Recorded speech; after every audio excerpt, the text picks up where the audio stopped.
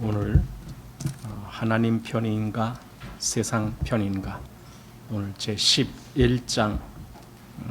오늘은 지난번에 이어서 아마 작은 3장부터 보게 될 겁니다.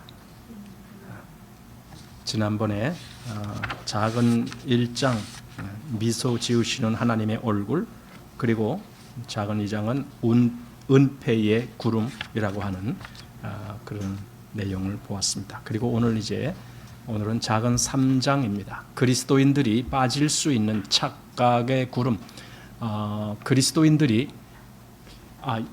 이게 혹시 하나님을 더 잘 믿는 거야 라고 이렇게 착각할 만한 그런 것들도 있습니다. 그래서 오늘 그리스도인이 빠질 수 있는 착각의 구름이라고 하는 그런 내용을 한번 보겠습니다. 자, 첫 번째로 무슨 문제가 나오냐면 기도가 나옵니다. 기도만 하면 돼. 가끔 제가 어떤 다른 목사님이나 또 다른 교회에 이런 성도님들 만날 때 그들이 하는 이야기 중에 이런 것들이 많아요. 기도가 제일이야. 이렇게 기도가 제일이야. 기도만 하면 돼. 그래서 그들은 자주 금식 기도를 합니다. 금식 기도가 나쁘다는 건 아닙니다. 문제는 거기에 치중하고 있다라는 거죠. 그렇게 하면은 마치 뭐가 이루어지는 것처럼. 근데 여기 본문에도 그런 것이 있습니다.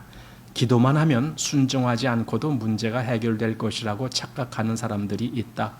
이런 사람들은 자기와 하나님 사이를 가로막는 구름이 있다는 사실을 알면서도 금식하며 기도하면 그 구름이 거칠 것이라고 믿는다.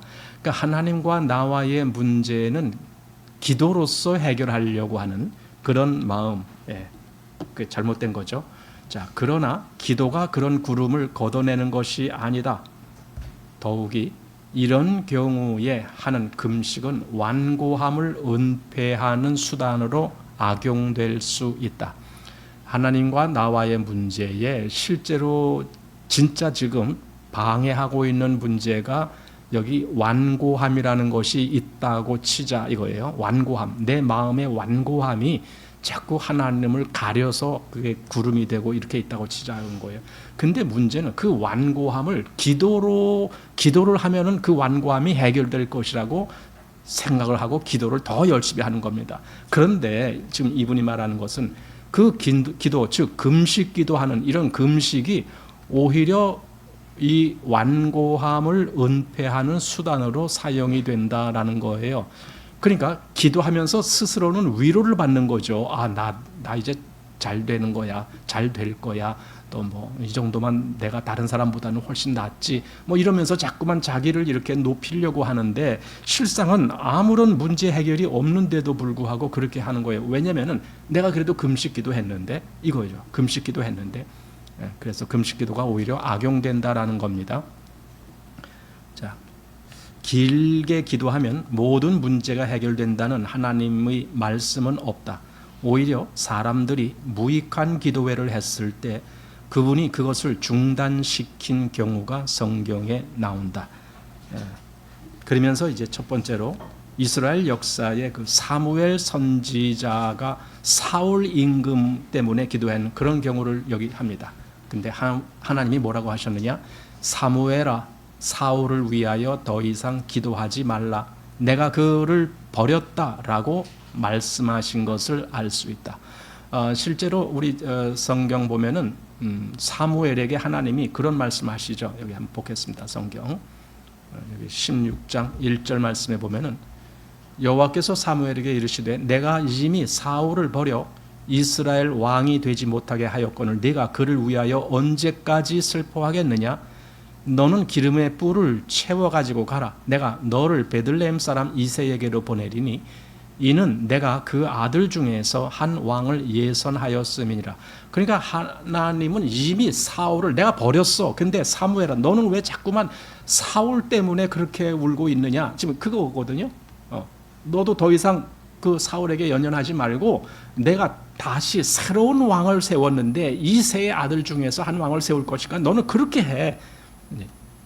그러니까 기도한다라고 해서 하나님이 아니다라고 한 것이 기다라고 바뀌는 것은 없다라는 겁니다. 실상 여기는 그래서 특별히 기도한다는 말은 없지만 예레미야에 보면은 그런 말씀이 있습니다. 이스라엘을 위하여 기도하지 말라 이런 말이 있습니다. 여기 예레미야 7장 16절 보십시오. 그런즉 너는 이 백성을 위하여 기도하지 말라. 그들을 위하여 부르짖어 구하지 말라. 내게 간구하지 말라. 내가 너를 듣지 아니하리라. 이렇게. 그러니까 기도한다라고 해서 다 되는 것이 아니라 안 들어. 난 그런 거 안 들을래. 이미 하나님은 여기서는 예레미야 선지자에게 말씀하셨지만은 뭐 우리라고 안 그렇겠습니까? 그러니까 중요한 것은 내가 기도하느냐 안 하느냐, 당연히 기도하는 게 맞아요. 그렇지만은 그게 다가 아니라는 거예요. 먼저 내가 하나님 앞에서 어떤지를 봐야 돼. 내가 정말 옳은 위치에 이르는가? 내가 옳은 위치에 존재하고 있는가? 내가 하나님과의 관계가 그런가? 내가 하나님을 그렇게 신뢰하고 그렇게 순종하는 마음이 있는가? 이런 것이 먼저 돼야지 그냥 기도한다라고 그것이 되는 것은 아니다라는 겁니다. 자, 다시 오늘 교재 본문으로 가보겠습니다. 또 다른 경우도 있다. 여호수아가 얼굴을 땅에 대고 납작 엎드려 기도했다. 그가 경건한 기도의 사람이었다는 것은 천하가 다 아는 사실이었다. 그러나 하나님은 그에게 여호수아야, 내가 지금 무엇을 하느냐? 단식하며 기도한다고 해서 내가 응답하는 것은 아니다. 일어나 네 무리 중에서 생긴 문제를 해결하라. 그러면 내가 복을 내리겠다라고 말씀하셨다. 이 문제가 어디서 발생한 거예요? 여리고성 처음에 함락할 때 그때 그 유대 지파의 어떤 사람이 거기서 물건을 몰래 감춰다가 자기 막장에다 뒀잖아요. 거기서는 아무것도 취하지 말라라고 이미 하나님이 말씀하셨는데도 어떤 사람이 그렇게 했단 말이에요. 그것 때문에 그 다음 아이성을 치러 갈 때에 거기서 패배를 하잖아요. 이스라엘이. 지금 그랬을 때에 여호수아가 엎드려 있는 그 모습을 보고 하나님이 하신 말씀이에요. 여기 한번 본문을 보겠습니다. 성경에 여기 이 다음 말씀을 보면은 여호수아 7장 6절 7절 여기 여호수아가 옷을 찢고 이스라엘 장로들과 함께 여호와의 궤 앞에서 땅에 엎드려 머리에 티끌을 무릅쓰고 저물도록 있다가 여호수아가 가로되 슬프도소이다. 주 여호와여, 어찌하여 이 백성을 인도하여 요단을 건너게 하시고 우리를 아모리 사람의 손에 붙여 멸망시키려 하셨나이까? 우리가 요단 저편을 족하게 여겨 거하였다면 좋을 뻔하였나이다. 그리고 그 다음 여호와께서 여호수아에게 이르시되 일어나라, 어찌하여 이렇게 엎드렸느냐? 이스라엘이 범죄하여 내가 그들에게 명한 나의 언약을 어기었나니. 그러니까 사실은요, 말씀을 어기면서 기도하는 것은요, 하나님 안 들으시는 거예요. 그래서 순종이 제사보다 낫다라고 하는 거예요. 먼저 말씀을 들어야죠. 제가 많은 사람들을 보면서 하는 게 그거예요. 그들은 말씀에 관심조차도 없어요. 말씀을 순종한다는 것은 둘째치고 말씀이 뭘 말씀했는지 알고자 하는 관심도 없어요. 그런데 기도는 무척 열심히 해요. 무척 열심히 하루에도 몇 시간씩 기도한대요. 여러분, 그게 옳은 기도겠습니까? 하나님 과연 들으시겠습니까? 아니죠. 먼저 말씀을 순종하는 것이 돼야 되죠. 순종하면서 기도를 해야죠. 자, 다시 본문 갑니다. 순수한 소원에서 나오는 참된 기도에 하나님께서 응답하신다는 것은 만고의 진리이다. 그러나 우리는 하나님과 우리 사이를 차단하는 구름을 몰고 온 것들에 집착하면서 그 구름을 걷어달라고 기도하는 어리석음을 버려야 한다. 이런 것은 용납될 수 없다. 그러니까 진짜 하나님과 나와의 그 관계에 문제되는 것, 그것부터 처리해야지. 그래야 기도도 기도답게 하나님께 들려지는 거죠. 여기 하나님과 우리 사이에 문제되는 것, 즉 하나님의 그 빛을 차단하는 것, 중간에서 구름 역할을 하는 것, 그런 것들이 우리 앞에서 봤잖아요. 교만이라는 것도 있었고, 고집이라는 것도 있었고, 또 야망이라는 것도 있었고, 이제 오늘 여기 이제 두려움의 문제, 그것이 이제 또 제기되는 겁니다. 자, 보십시오. 또한 우리는 두려움의 문제를 짚고 넘어가야 한다. 언제나 두려움은 불신앙의 아들이다. 다른 특별한 이유 없이 불신앙에서 나오는 두려움은 당신과 하나님 사이를 가로막는다. 우리는 암에 걸리지 않을까 두려워한다. 자식이 사고를 당해 신체를 못 쓰게 되지 않을까 두려워한다. 직업을 잃게 되지 않을까 두려워한다. 러시아의 미사일이 공격을 하지 않을까 두려워한다. 별 두려움 많죠. 사실은 우리는 이런 것 말고도 얼마나 많아요. 제일 두려움이 많은 게 아마 건강에 대해 있을 거예요. 그죠? 건강에 대해서는 다들 뭔가 좀 다 밝히지는 않지만 다들 한 가지씩 가지고는 있잖아요. 건강 어디가 안 좋다 뭐 이런 거. 근데 그냥 그대로 살아요. 건강 혹시 몸이 안 좋은 데가 있어도요, 그냥 그대로 살아요. 왜냐면은 하나님이 그래도요, 우리가 살 만큼은 다 살게 해주셔요.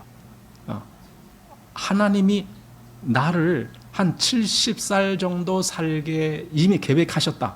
근데 내가 한 20살에 암이 발생했어. 그럼 이 사람 70살까지 살까요? 못 살까요? 하나님이 그렇게 계획하셨으면 그렇게 살아요. 어떤 사람이 큰 좋은 거 그냥 뭐 엄청 좋은 거 뭐 산삼이니 뭐니 해갖고 잔뜩 먹었어요. 그러면서 속으로 나 한 100살까지 살 거야. 근데 하나님의 계획에는 50살에 이 사람 죽어야 돼. 그럼 어떻게 되는 거예요? 그 먹은 것이 무슨 의미가 있어요? 그러니까 사실은 우리에게 병이 나고 뭐 이런 거 많이 있지만 그것 때문에 염려도 하고 또 병원도 다니고 그래야 되지만 그래도 우리가 믿는 것은 약이나 병원을 믿는 게 아니라 하나님을 믿어야 돼요. 하나님이 나를 하나님의 계획한 그 영역으로 충분히 이끄실 것을 믿어야 돼요. 그리고 어느 날 이제 됐다. 넌 이제 내게 와라. 그럼 가야죠. 더 이상 하나님 난 조금만 더 좀 뭔가 좀 시간 좀 더 주세요. 나 여기서 한 3년만 더 살고 싶어요. 그럴 필요 뭐가 있어요? 아니 하늘나라에 가면은요 여기보다는 100배는 더 좋을 거예요. 근데 왜 자꾸만 그렇게 지체하세요? 그건 하나님 하늘나라가 못 믿어져서 그래요. 진짜 믿어졌다라면은 거기 가는 그날이 왜 그걸 자꾸만 늦추고 싶어지겠어요?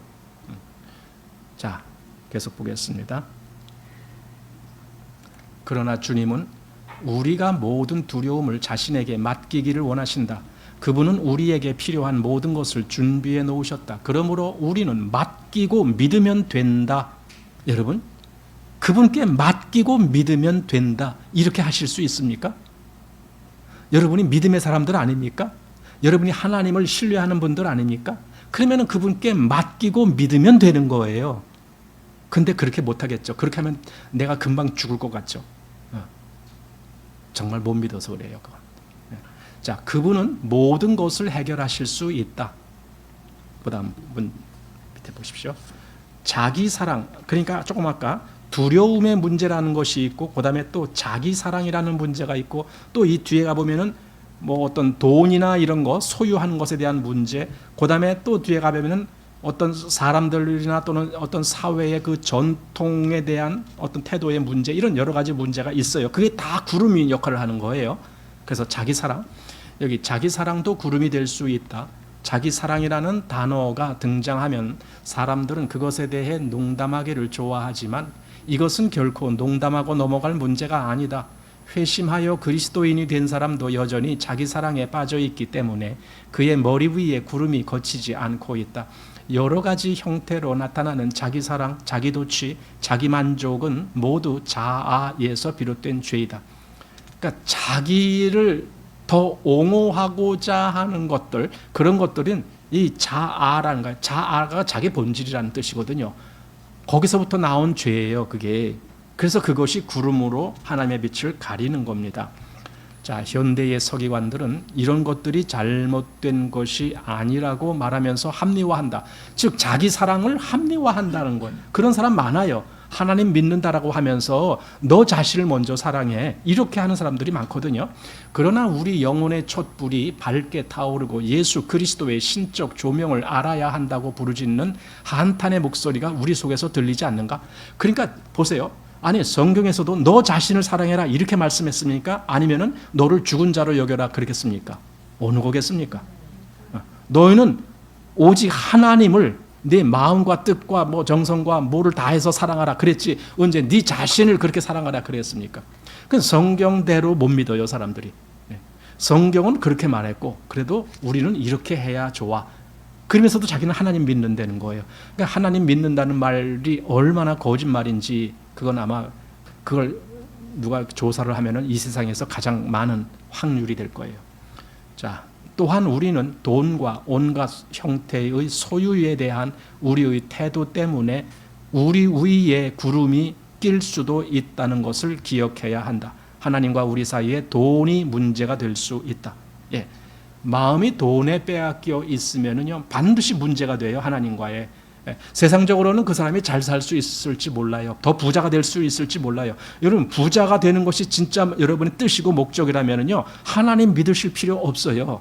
그냥 세상으로 가서 더 열심히 일하고 더 열심히 뭐 해갖고 큰 부자가 되면 돼요.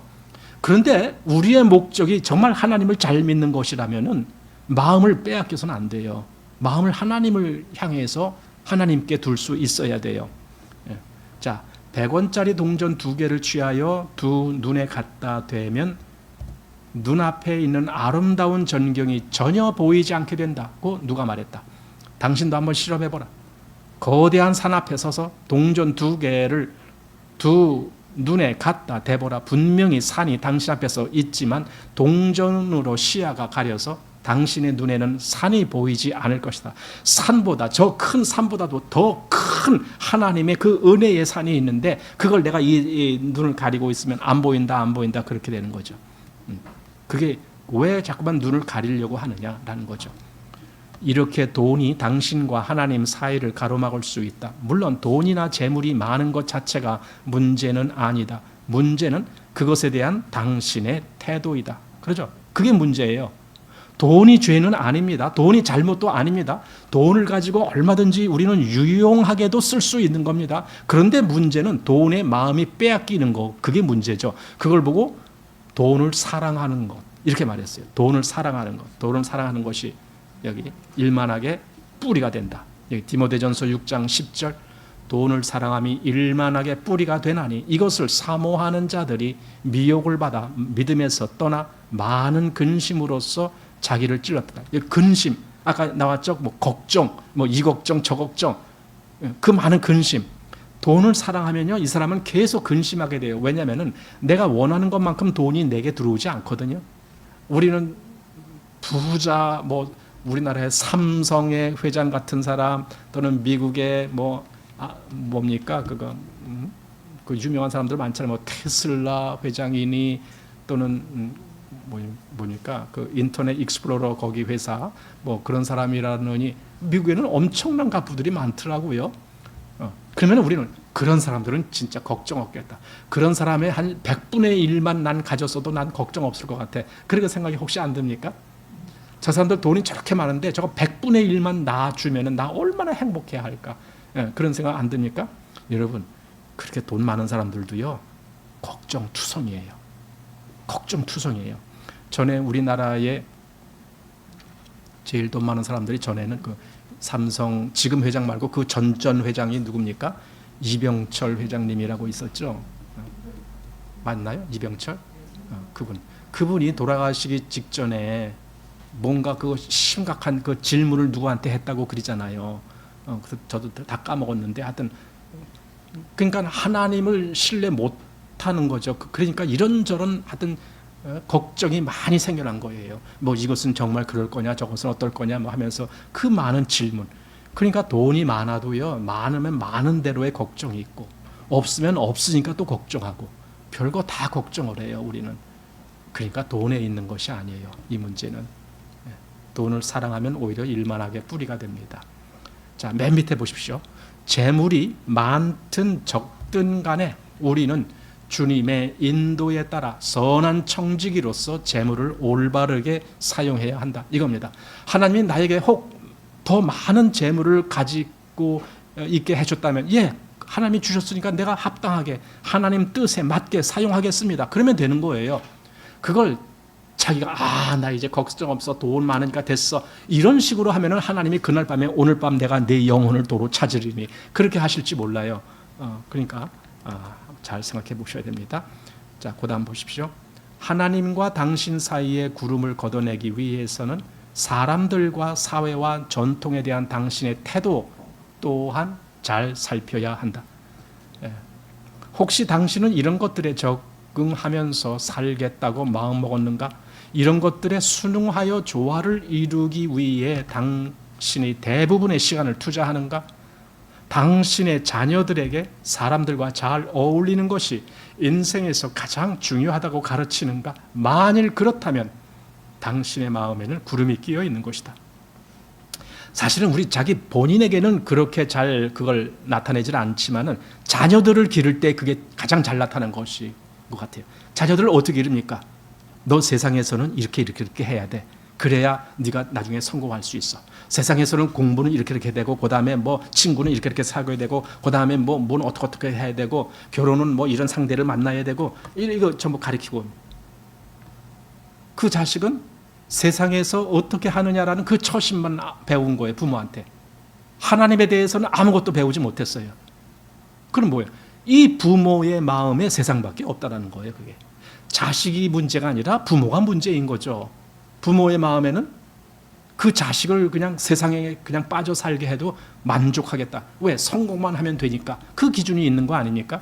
그 자식을 정말 하나님 앞에서 키우기를 원하는 사람이라면은 세상에 이런 데 처신을 잘해라. 그게 아니라 너는 하나님을 제대로 믿어야 돼. 이것부터 가르쳐야 될 거 아닙니까? 자, 작은 4장 보십시오. 구름 위로 올라가라. 예, 여기 하나님, 나 그 사이에 구름이 있어요.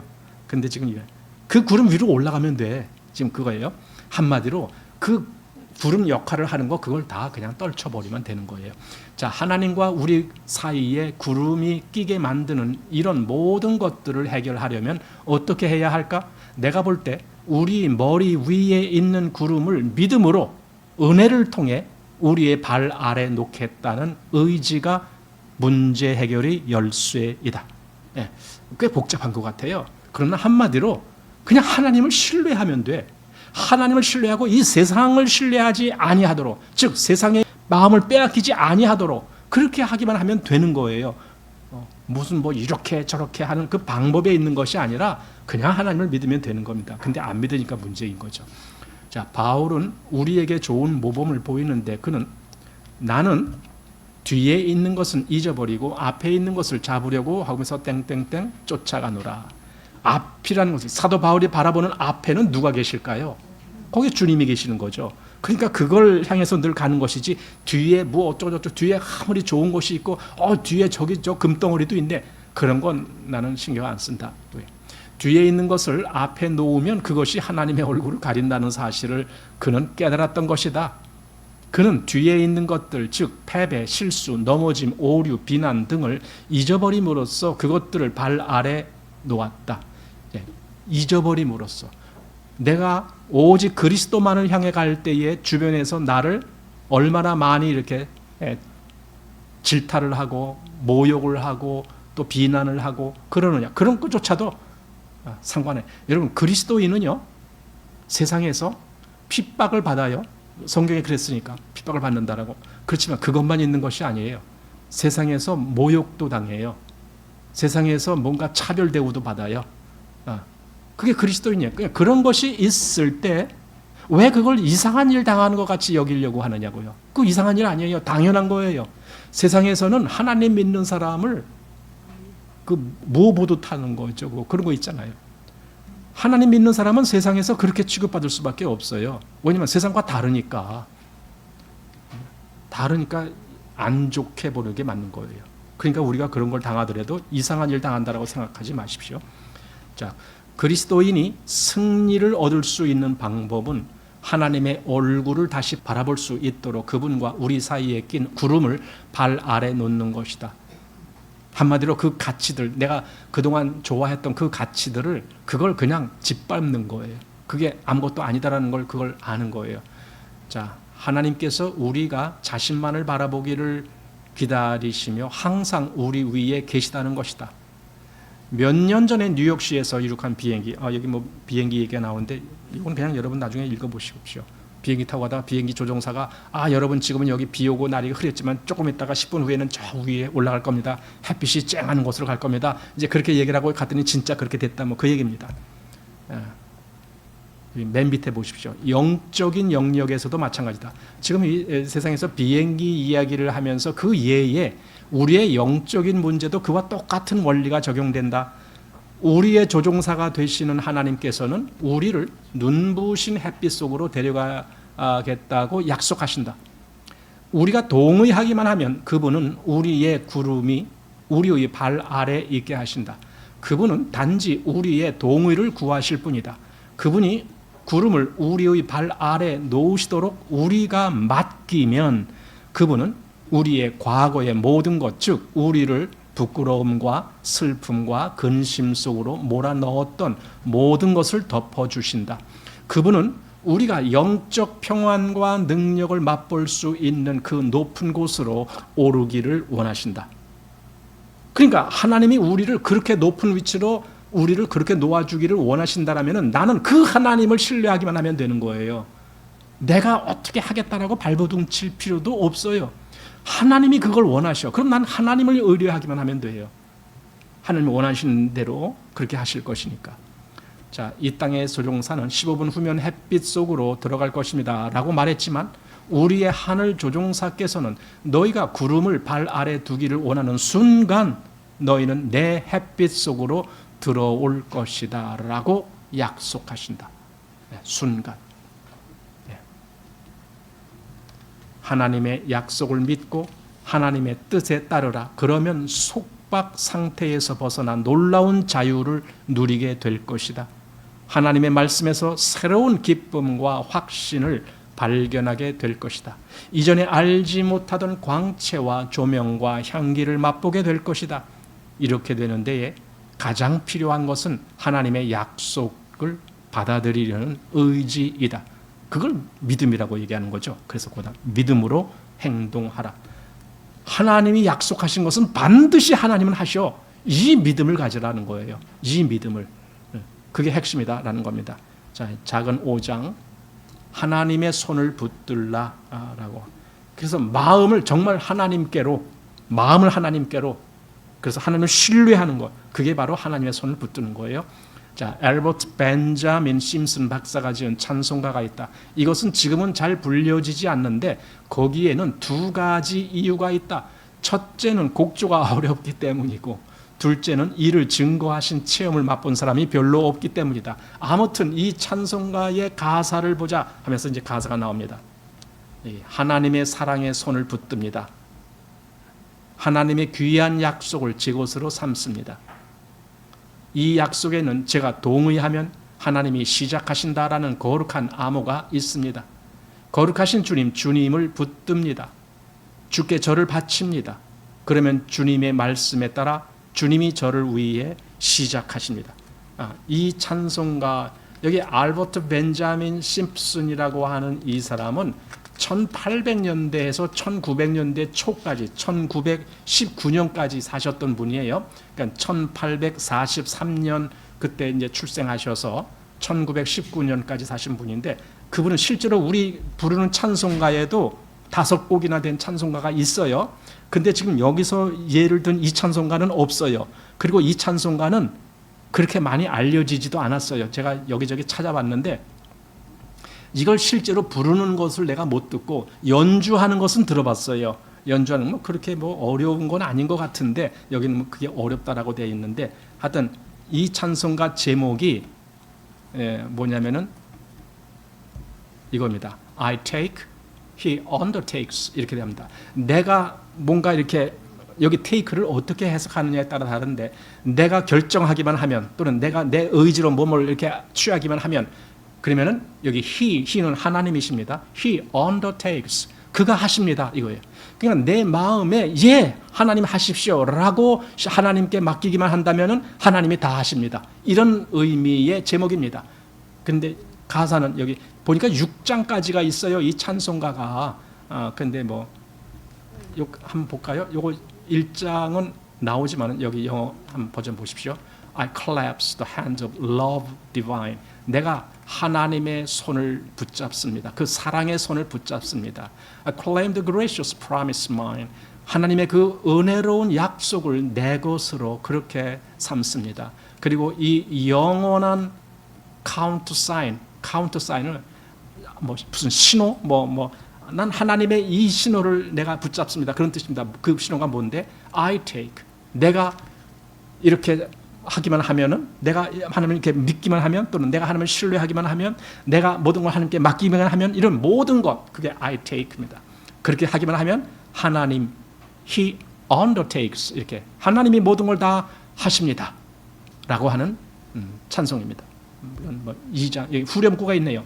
I take thee, bless the Lord. 나는 주님을 붙듭니다. 나는 주님을 붙듭니다.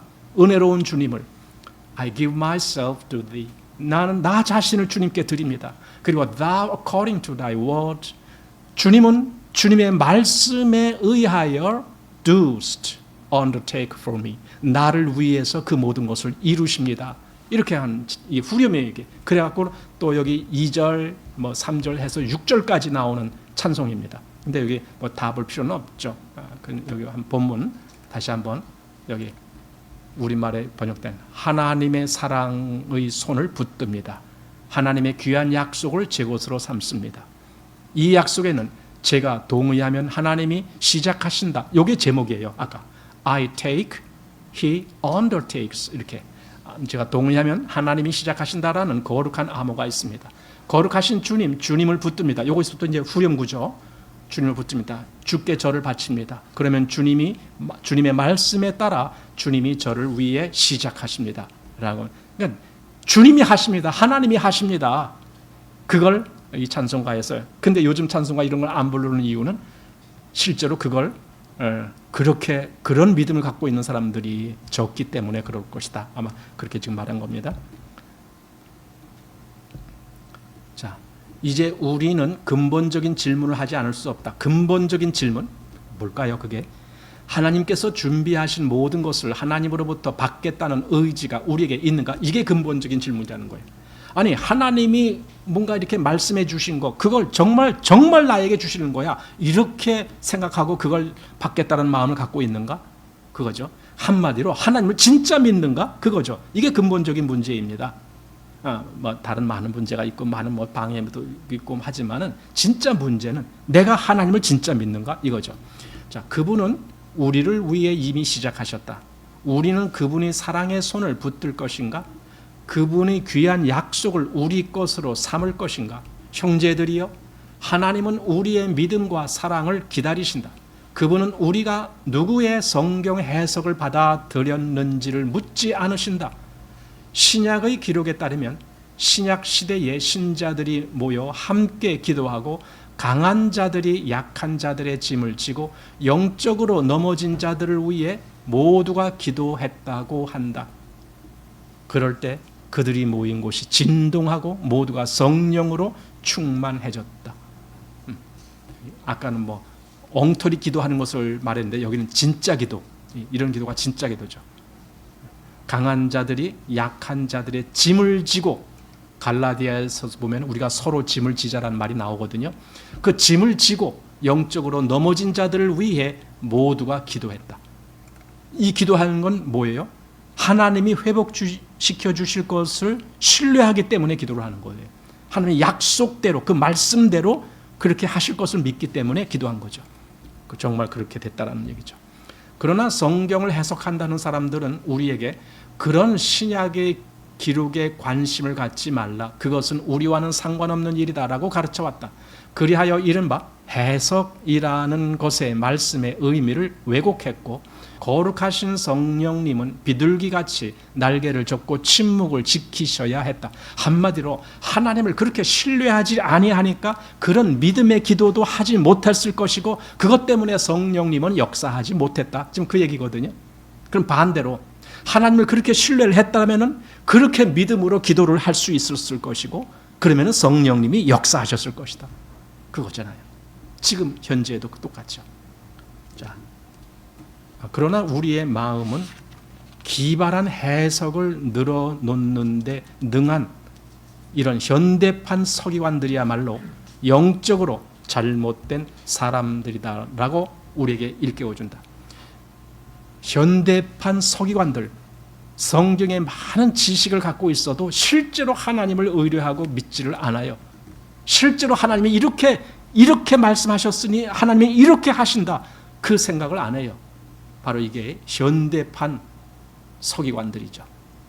자, 하나님을 갈망하는 우리의 심령은 과거의 성도들과 찬송가 작가들과 경건의 용사들의 가르침이 옳다라고 우리에게 가르쳐준다. 어떤 사람들은 잘못된 해석에 집착하여 영적 기갈의 상태 속에 살고 있다. 그러나 우리 중에는 어떤 대가를 치르더라도 하나님의 풍성한 영적 복과 감동과 최고의 선물을 얻겠다는 사람들도 있다. 구주께서는 성령님이 현재 이 세상에 살고 있는 우리를 찾아오신다고 가르치셨다. 성령님은 나에게 그리고 당신에게 임하신다. 얼마나 아름다운 일인가. 그러니까 약속하여 찾아오겠다고 가르치셨다라는 말이 그게 바로 약속하셨다는 말 아닙니까? 약속하셨기 때문에 반드시 그렇게 될 것을 믿고 기도하는 거예요. 자, 마지막 보입니다. 누구도 하나님께서 얼마나 충만히 우리에게 임하실는지 어떤 규칙을 세울 수 없다. 다만 주님은 우리 영혼의 촛불이 언제나 밝게 타도록 만들어 주시기를 원하신다고 말씀하실 뿐이다.